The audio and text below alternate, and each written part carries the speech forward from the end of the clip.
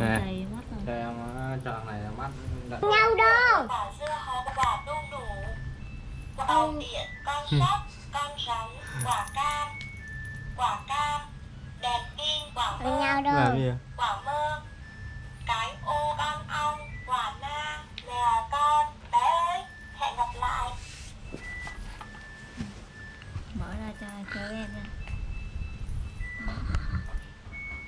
Con nằm đây luôn đi. Hết là chú.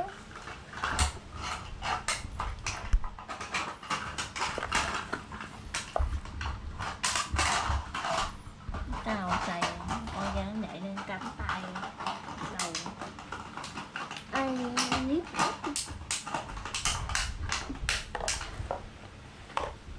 Phá quá nha bông nha.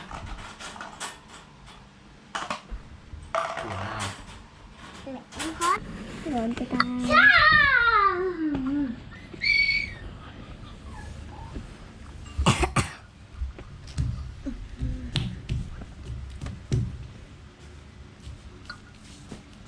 Chiếu linh tinh đi.